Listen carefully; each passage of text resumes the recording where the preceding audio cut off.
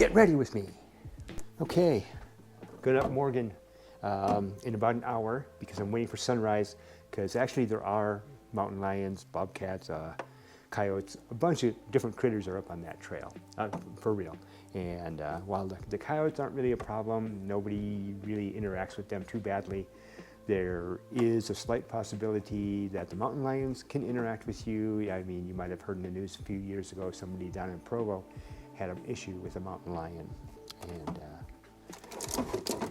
so anyway, having some L-Carnitine. Have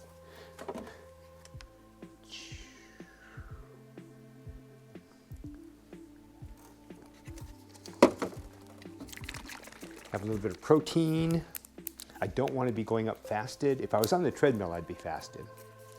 But for going up Morgan, I do not want to be fasted.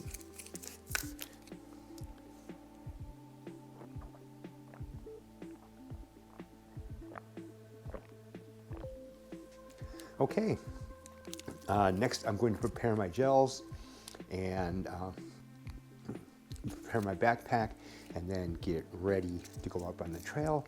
I have some foot issues today. I've had a little bit of my right plantar fascia has been tweaked a little bit. So I've been working on that, trying to get around that. I can't really take too many risks because RUFA's coming up. RUFA, and that's what I'm training for right now. For Running Up for Air is the charity. And in this case, we are raising money for the Wildland Firefighter Foundation. I'll put a link here. I need you to contribute. I need you to help us out, okay? And right now is a really good time. This coming Saturday, 1 week from today, I'm going to be running up for air in Bozeman, Montana. The Green Horse Mountain Trail, 2.2 miles, with almost 2.5 miles, with about 750 feet of gain and loss. I want to do 12 laps. If I can do 1 lap per hour, I would feel really good about my contribution to the cause.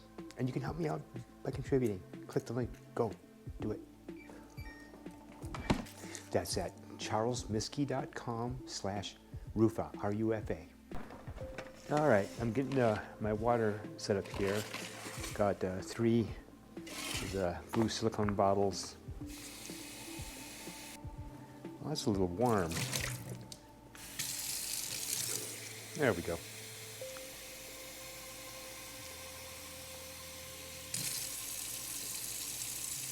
Okay, 1.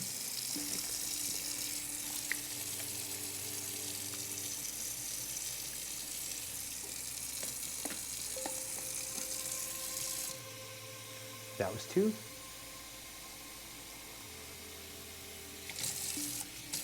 And 3.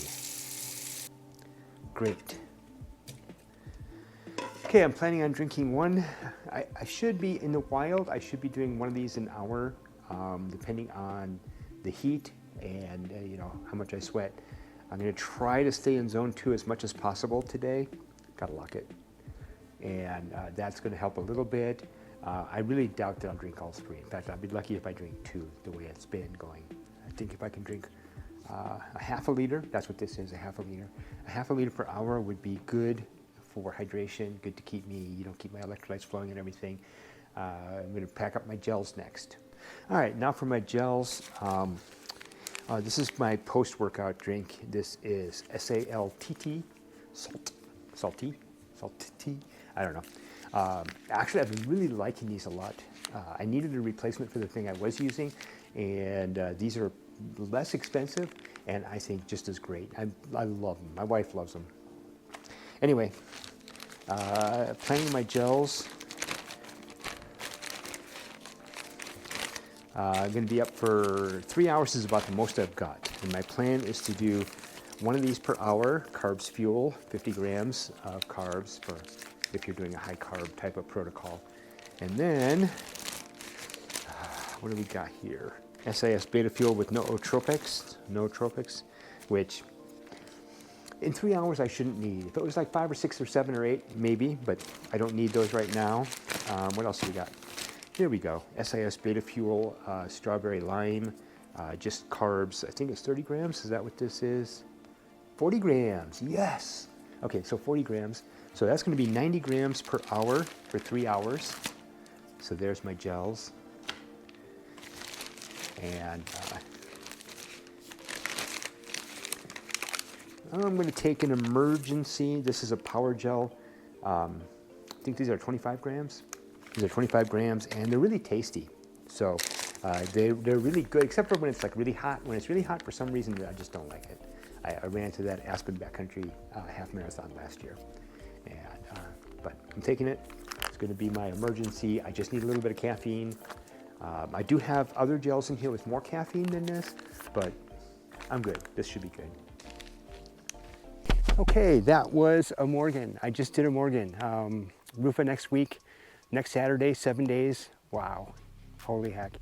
Anyway, I just did one lap of Morgan. I might just call it and go home because I've got a little bit of a shoe issue. My foot has a little bit of a mild plantar irritation, and I don't know. I don't want to take a risk on it. I mean, I could force it, I could make it happen and do things, but now I know what I need to adjust. And you know, it's all learning, it's all an experience. And I'm thinking I'm not going to hydrate, I'm not going to gel up, because I'm likely just going straight to the car. When I get to the bottom, I might change my mind. It depends on how I feel going down. But coming up was just a little bit miserable, although I'd made an amazing time. I beat my 30-minute hydration alert. Nutrition alert, and I got I set my Garmin 255 to a fairly narrow but mildly forgiving zone 2 band, the one that I determined from my VO2 max test. I'll put up a video explaining that in a little more detail here later, but now that I know my actual zones, it's making it a little bit more productive training, and I appreciate knowing that. I'm certain that I'm going to be making a lot better, faster progress now that I understand my actual zone 2 and where I need to be so I can develop better fat burning so I can have more endurance on the trails. Anyway, I'm going to be heading down now, and I'll get back to you in a few minutes, okay?